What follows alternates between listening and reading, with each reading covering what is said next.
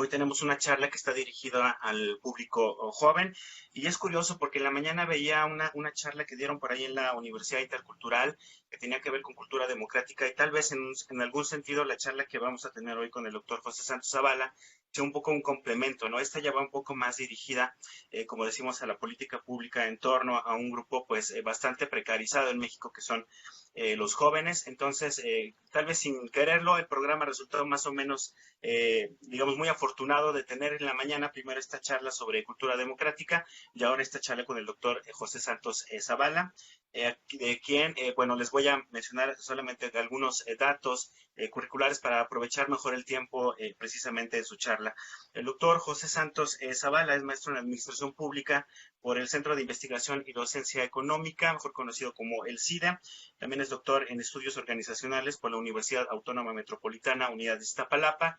Sus líneas de investigación son actores sociales e instituciones y desarrollo, aunque también ha trabajado mucho en el tema de municipios o de gobernanza municipal y precisamente en el 2017 formó parte de un equipo de investigadores de un proyecto interinstitucional muy importante que se tituló El futuro de los jóvenes pobres en México y en donde participaron pues 4 de las instituciones científicas en ciencias sociales y humanidades más importantes de México.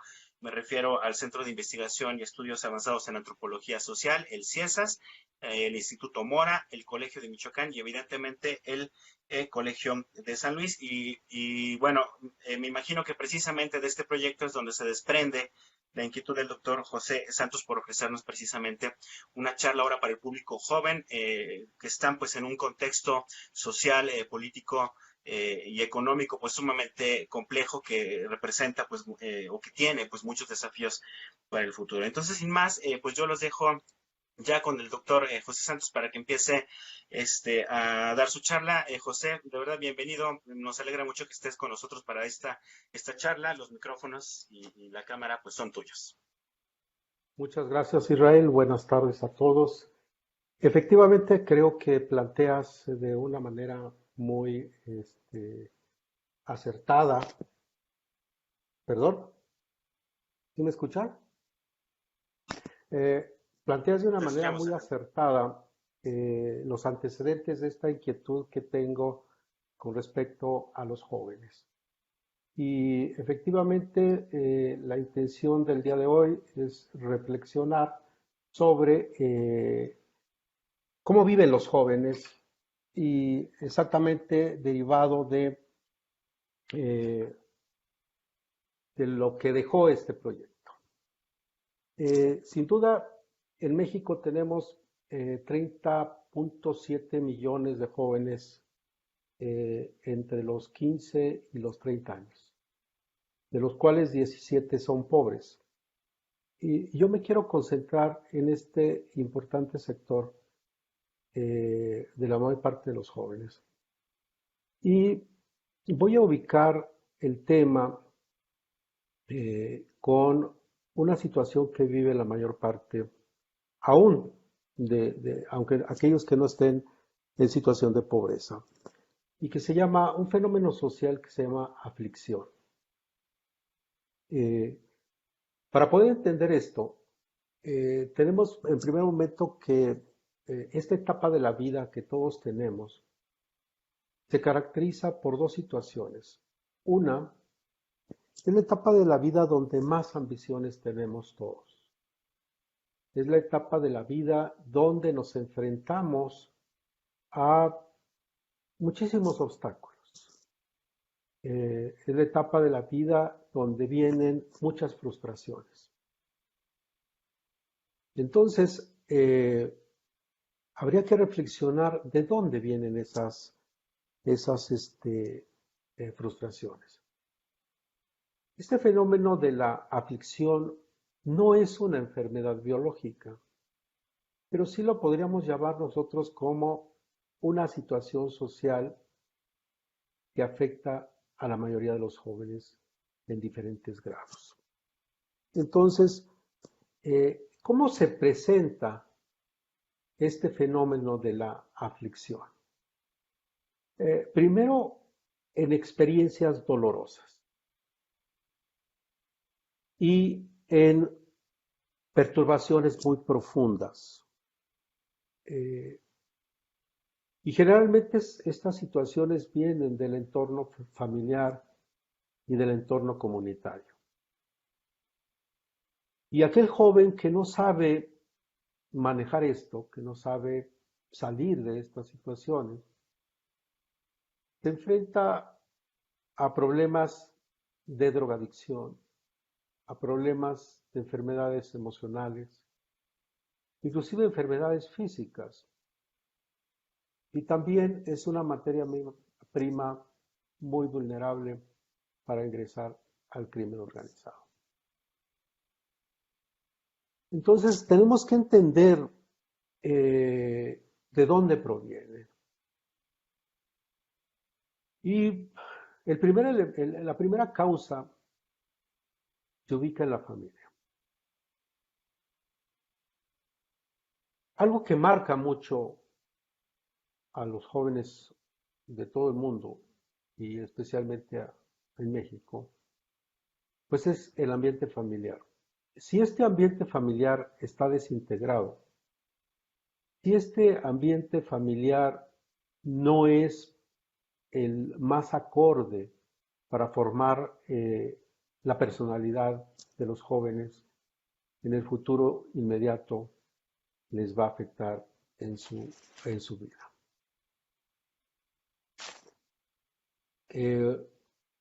Otra causa que está muy presente en la vida de los jóvenes es la precariedad laboral en la que se vive, en las condiciones muchas veces inhumanas.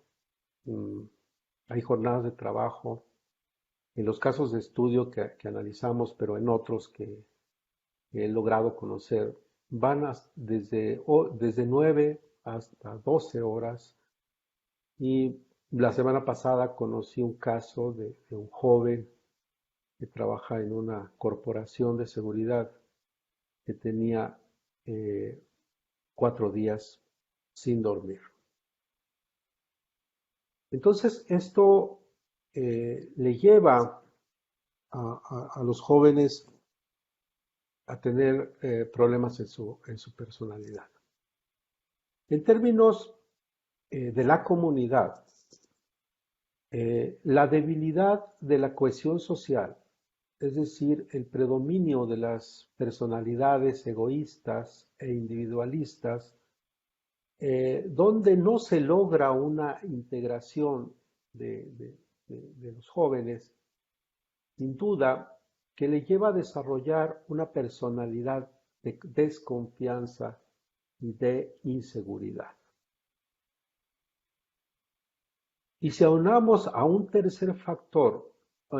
cuarto factor, perdón, que son las instituciones del Estado, que no tienen espacios para los jóvenes, que no son considerados para la toma de decisiones de aquellas intervenciones gubernamentales que van orientadas precisamente a los jóvenes. Se hacen políticas públicas para los jóvenes, sin los jóvenes. Entonces, esta situación lleva a nuestros jóvenes a tener experiencias amargas, a tener perturbaciones frustrantes. Es común cuando nosotros utilizamos la técnica de historias de vida, es decir, cuando platicamos con los jóvenes en su entorno de qué está sucediendo en su vida, sin duda lo que predomina son las experiencias negativas. El papá está ausente o nunca lo ve. La mamá no escucha, los hermanos no son de la misma edad, los abuelos intentan entenderlo, pero no lo logran en esas necesidades que tienen los jóvenes todos los días. Entonces, esto lleva a una incomprensión que sienten en la vida cotidiana. Y la primera salida que tienen es juntarse con el amigo de la cuadra, con el amigo, con el conocido de la esquina y formar grupos. Entre ellos hay una gran cohesión social y una gran solidaridad. Al grado que si ese joven se sale de los estándares de vida de ese grupo social, se le considera como traicionero. Eh, También se nos narra en sus historias de vida la pérdida de un ser querido, eh, sea por enfermedad, sea por accidente o lo más común, por abandono. Eh, Sin duda que hoy en día la vida de pareja es más complicada que nunca, entonces vienen las diferencias, vienen las separaciones, cada uno de los padres rehace su vida, pero no toma en cuenta en sus decisiones qué va a suceder con el joven. Vienen fenómenos entonces como abandono escolar, viene el, el incorporarse al mercado laboral en condiciones de alta precariedad porque tienen que colaborar con el gasto familiar. Y también viene el ingreso al consumo de drogas. Y si son de condiciones altamente vulnerables, hay una alta probabilidad de ingresar al crimen organizado. En San Luis Potosí, la tasa de ingreso al crimen organizado de los jóvenes entre 13 y 20 años es del 2%, que es muy alta. Entonces, sin duda que todas estas condiciones de vida vienen a determinar esa situación de angustia, de dolor y de inseguridad.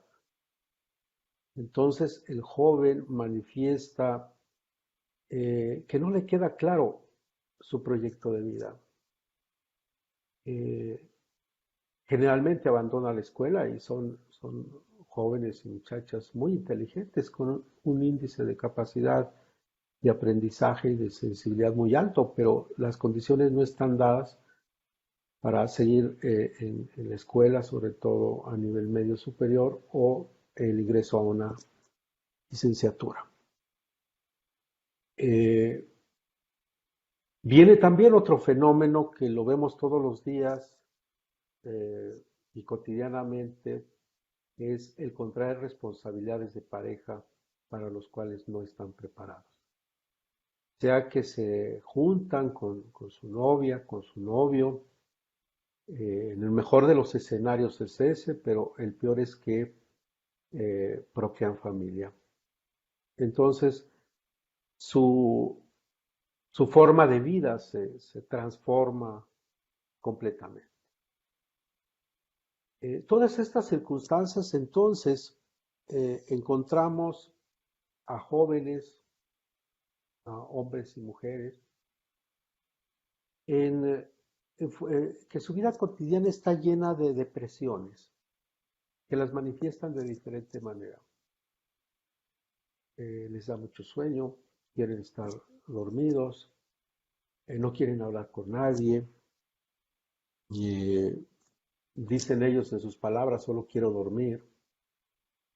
Se salen con los amigos, con las amigas, y consumen sustancias que generalmente son dañinas para la salud. Porque hoy en día ya no es tanto el alcohol, sino son otro tipo de sustancias que se consumen. Entonces, estas situaciones también se manifiestan en estrés, en tristeza, en cansancio, en preocupaciones que nunca lo dicen, pero que lo sienten, no se lo dicen a los adultos.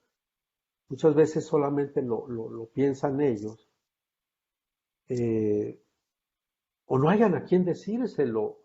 Y es cuando viene otro fenómeno también grave, que es el suicidio, que también es muy recurrente, pero el cual no es cubierto por los medios de comunicación. Los jóvenes no son un tema de los medios de comunicación, no es un tema de los medios de comunicación tradicionales. Eh, Solamente se les da adjetivos eh, que llevan a etiquetarlos de manera negativa, pero nunca nos ponemos a repensar y a reflexionar cuáles son las causas, de dónde proviene ese comportamiento rebelde, ese comportamiento violento, ese comportamiento de no querer hablar con nadie, de sentirse solos, de estar deprimidos, y que eh, para poder entender este fenómeno no solamente se tiene que hacer a partir de la psicología, sino se tiene que hacer a partir de otras disciplinas para poder entender de manera integral el problema. La solución, 23 casos de los que nosotros analizamos en este proyecto de investigación del que habló Israel al inicio de esta plática, 23 personas fueron tratadas médicamente para superar su situación de aflicción y no fue suficiente. No fue suficiente para poder, no podemos decir sanarlos, porque no estamos hablando de una enfermedad biológica, sino no fue suficiente para transformar su entorno, no fue suficiente para cambiarle la perspectiva a los niños y niñas, si les podemos llamar todavía así, para que se preparen para la vida adulta que les espera. Entonces, sin duda que esto nos lleva entonces a pensar cuál es la solución. Y aquí entra el título de la plática.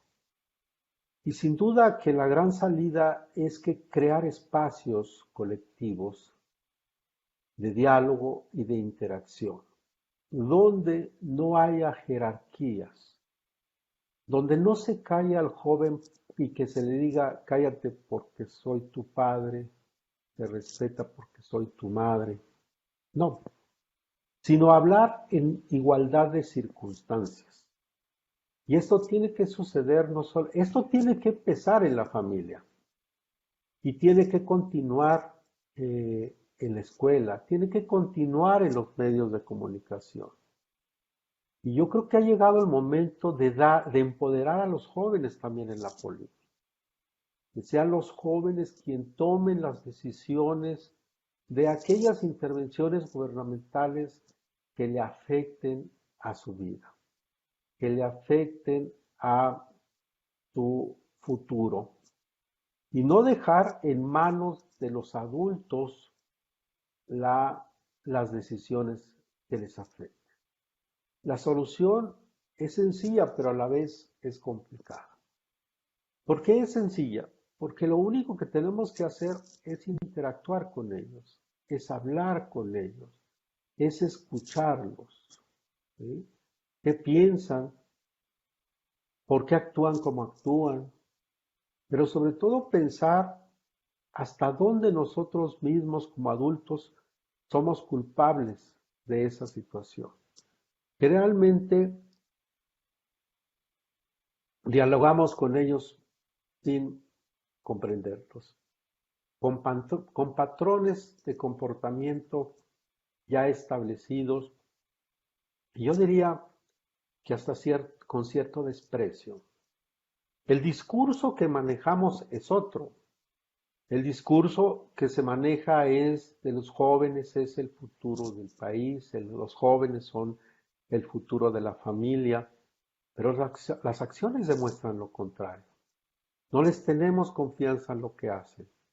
No queremos entender cuáles son las causas que los llevan a actuar como actúan. Tenemos otras prioridades antes que ellos. Primero están los compromisos fuera de la familia en muchos hogares de la convivencia en el hogar. Lo que tenemos que hablar es fijar una hora diariamente en el hogar para ver juntos una película, para comentar juntos la última canción, la última noticia en el Facebook o en cualquier red social, la moda, la vida artística, la cultura y, y los medios tradicionales, abrir más espacios. El joven ha hecho suyas las redes sociales y es ahí donde actúa, es ahí donde nosotros podemos conocer su comportamiento cotidiano. Si duda entonces que yo terminaría esta breve plática diciendo, yo la terminaría para dejar si hay o alguien desea hacer una pregunta o el mismo Israel quisiera enfatizar en algo, pero que lo que tenemos que escuchar es empoderar a los jóvenes desde los jóvenes. Entonces, si hay alguna pregunta, si hay algún comentario, con todo gusto estoy a su disposición. Bueno, no sé si Edgar por allí haya recogido alguna pregunta en el perfil de Facebook del Consejo Potosino de Ciencia y Tecnología. Yo de mi parte, José, sí quisiera como plantearte algo, a ver si podemos ahondar un poco más y que tiene que ver con, tú lo acabas de decir, ¿no? Los jóvenes han encontrado maneras de organizarse a través de las redes sociales, a través de este tipo de interacciones. Podemos pensar, por ejemplo, en lo que pasó en Chile el año pasado, ¿no? Que fue movimientos que se fraguaron principalmente a través de las redes sociales y que ahora están teniendo ya una repercusión ya en la política nacional de Chile, por ejemplo, nos está debatiendo construir una nueva constitución, pero creo que en México todavía hay una distancia muy grande entre estos grupos organizados de jóvenes que están haciendo activismo en temas como muy específicos y la toma de decisiones, ¿no? ¿Cómo se podría crear precisamente un puente entre precisamente todas las ideas que se manejan, todas las propuestas que salen de estos grupos organizados, porque sí hay propuestas de jóvenes, pero ¿cómo se puede construir un puente entre estos núcleos para que lleguen a donde se toman las decisiones, en este caso que, bueno, es toda la estructura legislativa o el Senado o ese tipo de cuestiones, ¿no? Bueno, lo que he venido manejando en esta plática es darles la palabra, pero sobre todo darles el espacio de interacción de ellos mismos. Ellos sí tienen sus propios espacios, tienen los pasillos de la universidad, los pasillos de las escuelas, tienen la esquina de su casa, tienen el campo de fútbol, la cancha de básquetbol. Allí interactúan, tienen ese momento donde de manera artística pintan las paredes, eh, tienen ese espacio donde conviven en actividades de esparcimiento. Ahí están. Sin embargo, lo que yo considero es que los tomadores de decisiones no, no son sensibles a esos diálogos, no son sensibles a esas inquietudes. Entonces creo yo que lo que tenemos que hacer es escucharlos tal cual sus necesidades, abrirnos y en lugar de estar haciendo preguntas los adultos, lo que tenemos es cerrar la boca y abrir bien los oídos y la mirada, porque también muchas veces en el lenguaje no verbal eh, eh, está la clave de lo que están diciendo. Me parece que por ahí es donde tiene que ir esto, esto que tú planteas, Israel.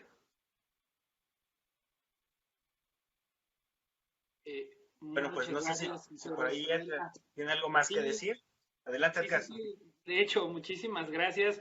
Gracias, Israel. Gracias, doctor.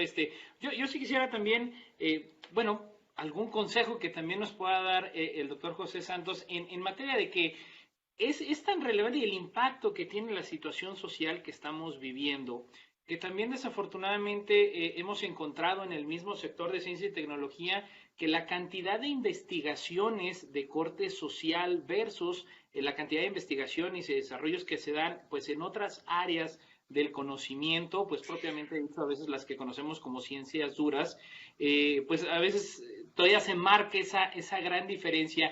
Aquí la pregunta, doctor José, que bueno, como esto emana desde lo que es el fomento de la vocación científica en los jóvenes, ¿de qué manera usted podría recomendar, inclusive pues utilizando lo que usted comenta, que los jóvenes precisamente están inmersos en las redes sociales, y no nada más los jóvenes? A veces yo he escuchado la queja de hijos diciendo que el papá o la mamá no se desconecta del celular. ¿Qué pudiera recomendar usted, por ejemplo, a los docentes y padres de familia, que todo parte desde casa, para que se les fomente también el gusto por el conocimiento de las áreas sociales? Porque luego, pues vamos muy de la mano de la cuestión de robótica o de la cuestión de la química y la física, pero estos temas son de la mayor relevancia y si nuestras generaciones no se meten a eso, ¿qué les recomendaría a usted, doctor? Bueno, lo primero que tenemos que hacer es eh, hacer menos jerárquicas nuestras instituciones. No tantos niveles jerárquicos, sino tanta toma de decisión, que la toma de decisiones sea más horizontal entre nosotros mismos. Y segundo, eh, que nuestras investigaciones, y en el caso de las investigaciones de ciencias sociales, que tenga una utilidad para la vida cotidiana del joven. Es decir, que el resultado de mi investigación, ese dato o esa información que yo estoy generando, le sea útil para la toma de decisiones cotidiana de ellos. ¿Sí? Que esas conclusiones que yo tengo le permitan entenderse a él mismo, comprender por qué de su comportamiento. ¿Sí? Es decir, creo que, al menos lo digo por mí, creo que tengo que hacer, y voy a hablar en primera persona, un lenguaje menos técnico, un lenguaje más social. ¿Sí? Porque sí estudiamos los jóvenes y vamos y les presentamos nuestros resultados de nuestras investigaciones a los colegas, pero no a los jóvenes. ¿Sí? Escribimos para nuestro medio, pero no para ellos. ¿Sí? Usamos palabras que para nosotros se nos hace muy cotidianas, muy comunes, pero para ellos no. ¿Sí? No saben, seguramente yo utilicé una palabra que se llama empoderamiento, pues van a decir, ¿qué es eso, no? Creo que eso es lo que nos falta nosotros regresar lo que ellos nos dan. Y sin duda que la gran técnica de investigación que tenemos que utilizar es la historia de vida y la etnografía. Perfecto, muchísimas gracias. Y también, bueno, por aquí tenemos una pregunta también, doctor, de Fernando Cornejo Martínez. Muchas gracias por estar sintonizando esta segunda semana estatal de Ciencia y Tecnología. Pregunta Fernando, ¿cómo generar un interés y empatía por la administración pública entre los jóvenes, en la juventud, porque por desgracia está muy mal vista en colonias populares? Así es. Mira, sí, yo creo que si una disciplina goza de impopularidad es la administración pública. Creo que nuestra gran tarea como, al menos en el campo como que yo estoy, es fomentar que nuestra administración pública sea orientada a generar resultados, que sea una administración pública a resolver necesidades de la sociedad.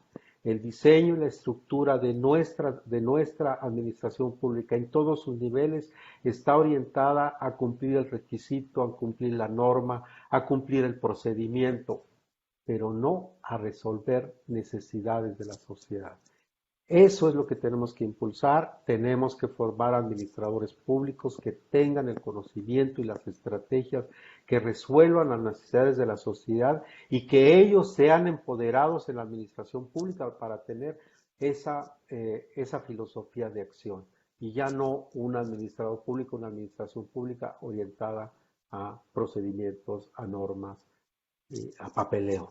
Sí, hay que generar los alicientes y creo que una administración pública que da resultados puede generar, incrementar los niveles de credibilidad. Perfecto, muchísimas gracias, doctor. De verdad es que ha sido de lo más interesante, Israel.